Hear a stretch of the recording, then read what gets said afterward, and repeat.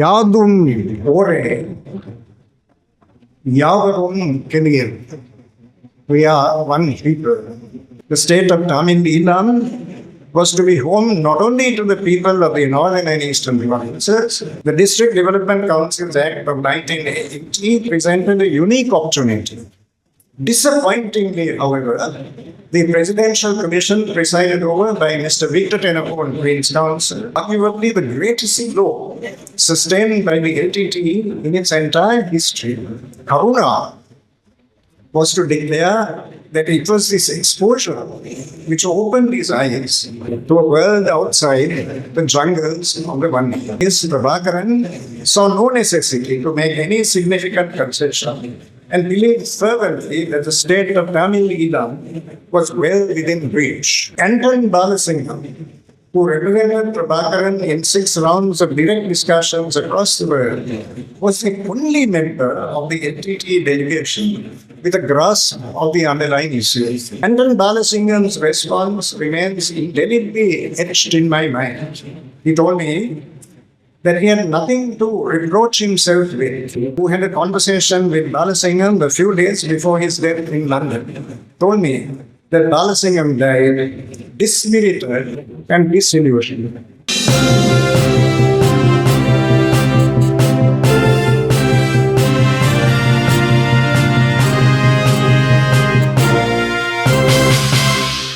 The celebrated Sangam poet Kaniyan Pungundran,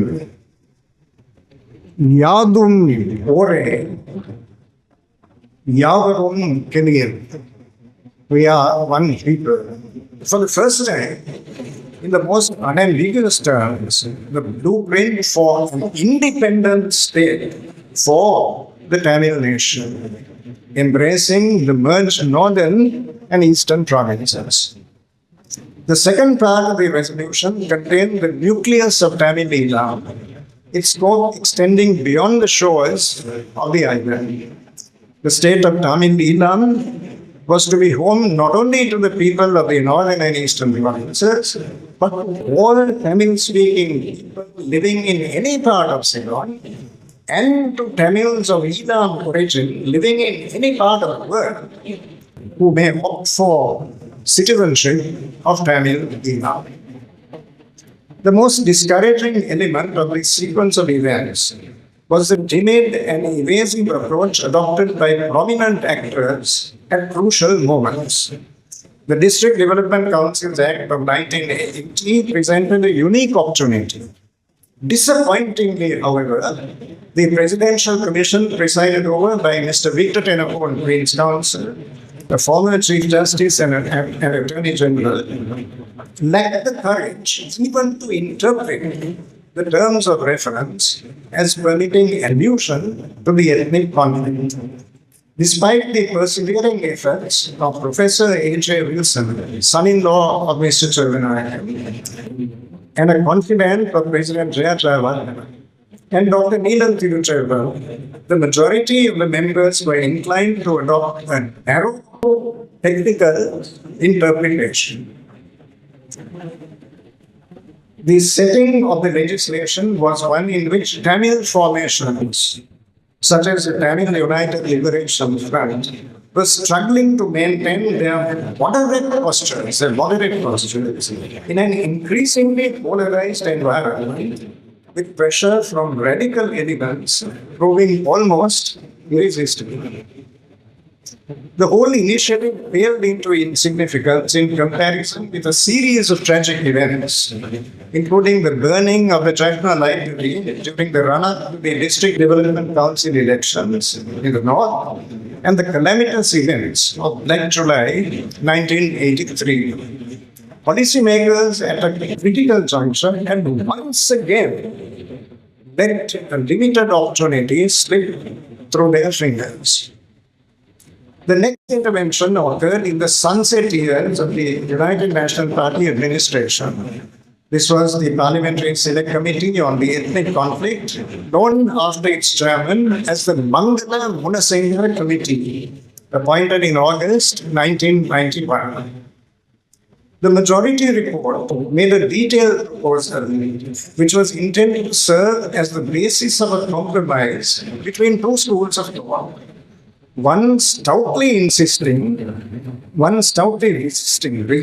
any idea of merger of the northern and eastern provinces, and the other demanding such mergers as the indispensable basis of a viable solution. An imaginative via media was the concept of the Apex Council, which formed the centerpiece of the majority report.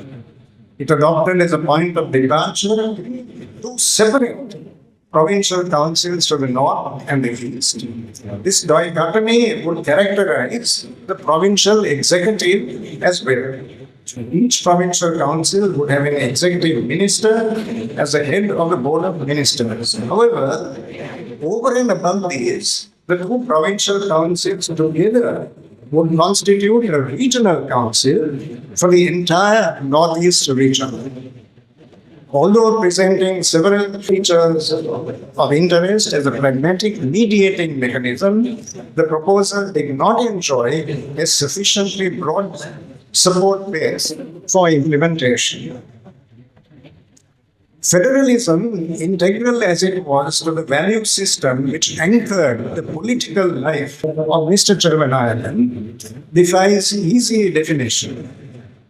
Indeed, as the facilitators of the Sri Lanka peace process, when it was pursued at the international level, the Royal Norwegian government considered it central to their function to inculcate in the LTTE an understanding of the nuances of federal systems of government in practice in order to overcome inherent inhibitions. To this end, they arranged extensive travels for the Political Affairs Committee of the LTTE in Nordic countries. Subsequent to his defection with almost the entirety of the cadres in the Eastern Province, arguably the greatest blow sustained by the LTTE in its entire history, Karuna was to declare that it was this exposure which opened his eyes to a world outside the jungles of the Vani. Federalism as a concept represents a spectrum rather than a split. This is brought out clearly in three sets of constitutional proposals by the Chandrika Kumaratunga administration during the period 1995 to 1997. They oscillated from one end of the spectrum to the other in establishing the line of demarcation between the functions of the central government and the periphery in a coherent constitutional scheme. I would like at this point to pay tribute to the legacy of a valued friend and colleague, Dr. Neelan Tiruchaiva, who co-authored with me as Minister for Constitutional Affairs, Ethnic Affairs and National Integration, with the support of many others, including Dr. Jayanthi Vikamarama, President's Council, the proposals of 1995, 1996 and 1997. Neelan, who had been a fellow undergraduate in the University of Sri Lanka, had proceeded to Harvard University while I was the recipient of a Rhodes Scholarship at Oxford. The further coincidence was the entry of both of us together into the Parliament of Sri Lanka in August 1994. He was brutally assassinated because he stood in the way of the LTT's claim to exclusivity of representation of the interests and aspirations of the Tamil people. The future might well have been different had he lived. The Constitution proposals of 1995 embodied strong features of federalism and indeed went well beyond. Regional councils forming the gist of the proposals were vested with executive, legislative, and judicial competence in the subjects assigned to them. In all key areas, these powers were to be protected against encroachment by the centre. With regard to finance, regional councils were to have powers of taxation, including international borrowings and the power to promote foreign investment, international grants, and development assistance. In the crucial area of law and order and policing, provision was to be made for a regional police force headed by a regional police commissioner appointed by the chief minister. Land was clearly identified as a devolved subject, and state land within a region was to be vested in the regional council with limited reservations in respect of requirements by the central government. This document represents the strongest movement towards federal structure in the entire evolutionary process in Sri Lanka. The proposals of 1995 were modified by a more detailed draft in 1996, which represented a regressive development. The basic weakness consisted of conferment of awesome powers on the presidency, fundamentally altering the balance of power between the center and the regions, and making the latter vulnerable to capricious exercise of discretion, which would strike at the very root of regional authority. The mere dixit of the president was to prevail in a situation where the entire sweep of the region's powers, entrenched by constitutional provisions, was sought to be negated by executive action at the center, nor it was being available to the region for access to the courts. This was hardly likely to inspire confidence. A corrective trend then set in, resulting in a further set of proposals published in 1997. The solution chosen this time was conferment on the regions of a power to veto proposed constitutional amendments to the content of the chapter on devolution of power to the regions and the two schedules to the draft constitution which dealt with the scope of the region's powers and the division of powers between the center and the regions. The drastic curtailment of parliamentary powers, this was movement from one extreme to the other. Invitation to arbitrary action was shifted from center to periphery. It is scarcely surprising that these proposals were seen to contain within them the seeds of their own destruction. The most elaborate and thorough response to the widely acknowledged imperative of constitutional reform was contained in the Constitution Bill, which, as Minister for Constitutional Affairs, I presented on behalf of President Kumaraganga to Parliament on the 3rd of August in the year 2000. While the nomenclature of federalism was not specifically invoked, its essence was captured in the provision that the Republic of Sri Lanka shall consist of the institutions of the center and the regions. The legislative power of the people was to be exercised by Parliament and by regional councils, while the executive power of the people was to be exercised not only by the President but also by governors, acting on the advice of the respective chief ministers and regional boards of ministers. Governors of regions were to be appointed by the President in consultation with the Prime Minister and with the concurrence of the Chief Minister of the region. Exclusivity of legislative power in respect of devolved subjects was explicitly conferred on the regions. No element of equivocation characterized treatment of the controversial subjects of land and police powers. With regard to the former, the applicable provision was that every region shall succeed to all state land within the region and be at the disposal of the regional administration of that region for the purposes set out in the regional list. As for the latter, there was to be a regional police service for each region, headed by a regional police commissioner who shall be appointed by the regional police commission with the concurrence of the board of ministers of the region. Equally striking on the subject of finance was the amplitude of authority conferred through the consolidated fund of the region. Robust hostility of the LTT to implementation of these proposals as the core of a constitutional settlement had its gruesome gruesome manifestation in the brutal killing of the Dr. Ilan Tiruchayapalli. The chilling effect on the major Tamil formation in Parliament, the Tamil National Alliance, for which Dr. Tiruchayapalli had been an active member, was overbearing. Compounding the problems was the attitude of the main opposition party, the United National Party, which was disinclined to cooperate after their narrow defeat in the presidential election of December 1999.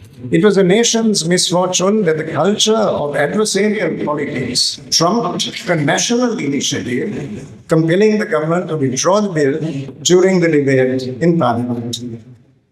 It was against the backdrop of failure of the constitutional process that direct negotiations were embarked upon between the government of Sri Lanka and the Liberation Tigers of Tamil Nadu, with Norwegian facilitation in September 2002. The insuperable obstacle, it soon became evident, was the ethos of the LTTE.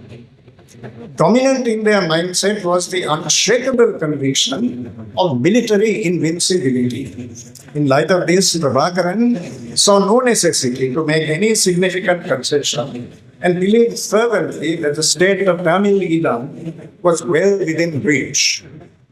Anton Balasingham, who represented Prabhakaran in 6 rounds of direct discussions across the world, was the only member of the LTTE delegation with a grasp of the underlying issues. As my relationship with him grew less formal, I decided to put to him a candid question outside the conference room. I told him that I saw events moving relentlessly, much in the manner of a Greek tragedy, from the LTT's point of view, towards the climax. There was nevertheless a narrow window of opportunity. And I asked him why they were intractably resolved to make more use of it. Anton Balasingham's response remains indelibly etched in my mind. He told me that he had nothing to reproach himself with. He had done his best to present the reality of the situation to his leader. But the latter, intransigent in his convictions, resisted reason to the point where Balasingham was convinced that future attempts at persuasion involved peril to his own life. Eric Solheim, who had a conversation with Balasingham a few days before his death in London, told me that Balasingham died dispirited and disillusioned. The theory that the LTTE, at a decisive phase of the peace negotiations, deliberately jettisoned the option of external self-determination is total delusion. This was a myth around what came to be known as the Oslo Declaration during the 3rd session of talks in the Norwegian capital.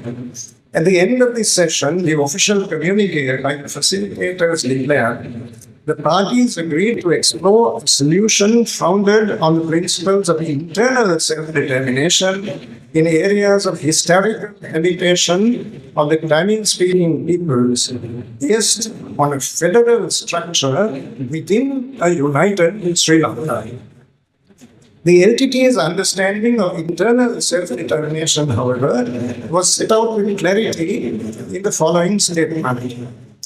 We are prepared to consider favorably a political framework that offers substantial regional autonomy and self-government in our homeland on the basis of our right to internal self-determination.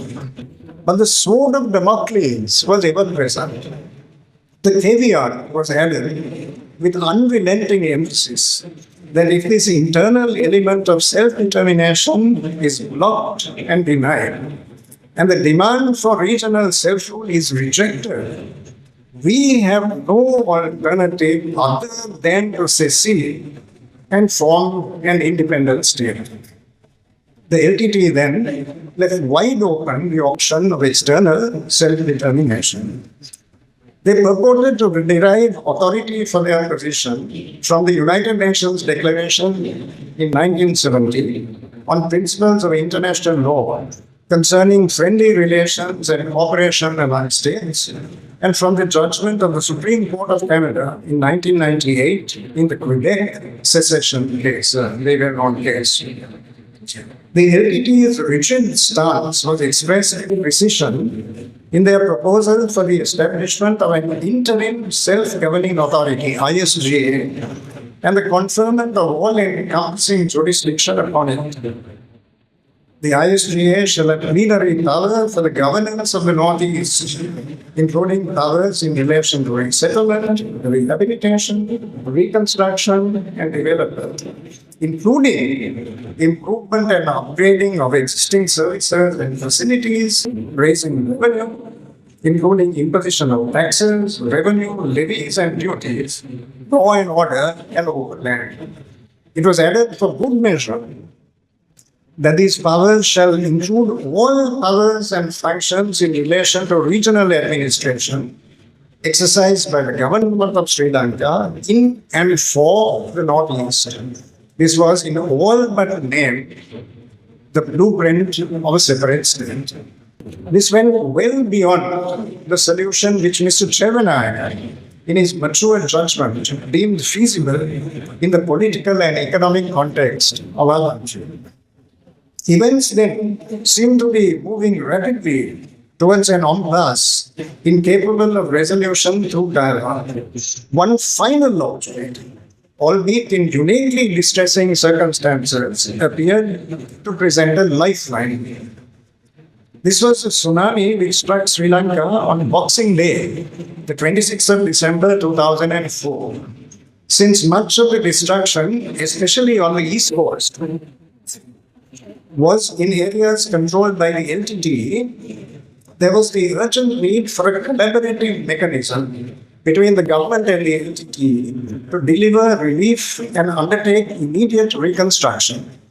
Consequently, a painstaking attempt was made to formulate a pragmatic framework for collaboration, its parameters strictly confined to the matter in hand and devoid of political controversy to the maximum extent possible.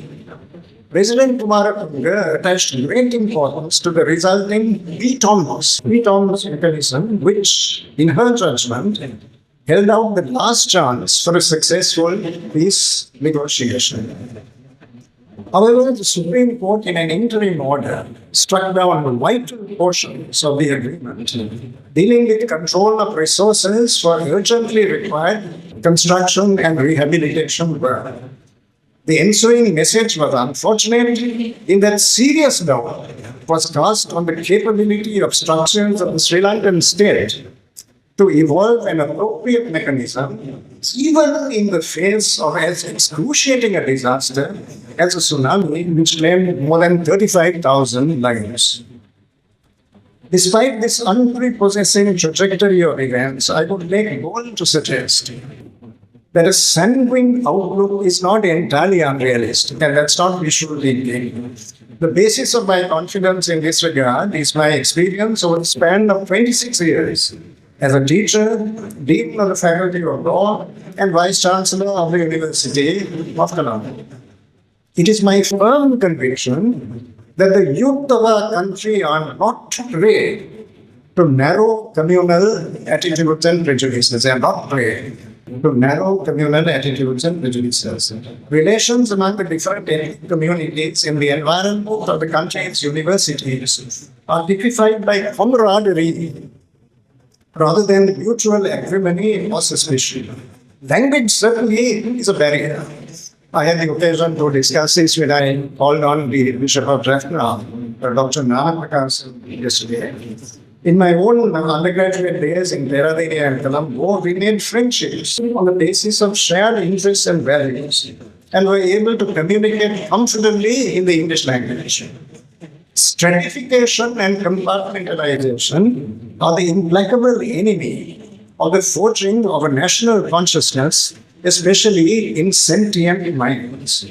When, as Minister of Education and Higher Education, I was invited to preside over the annual prize giving at the oldest girls' schools in Sri Lanka and even South Asia, situated in Uduville, I drew attention to the need for greater interaction with peers in the South through activities such as sports, debating, drama, and cultural pursuits. Reciprocally, I spoke to the leadership of schools in the South, urging them to reach out with enhanced vigor to the North to forge bonds which could potentially last a lifetime. These are the values which inform the bedrock of the life and career of SJV Jaffna. The tempests of politics, in substance if not in style, were just as intense then as they are now. But the unwavering strength of what he held sacred, never succumbing to expediency, formed the wellsprings of the fortitude which sustained him through these tempests. He made his tryst with destiny in a fulfilling and inspiring career of dedicated service, which stands out today as a beacon of light, all the more redeeming amidst the cynicism and apathy so sadly evident around us. So, ladies and gentlemen, my Lord and Bishop, it is my privilege this morning to honor a colossus whose influence survives long after. Thank you very much. Nandri.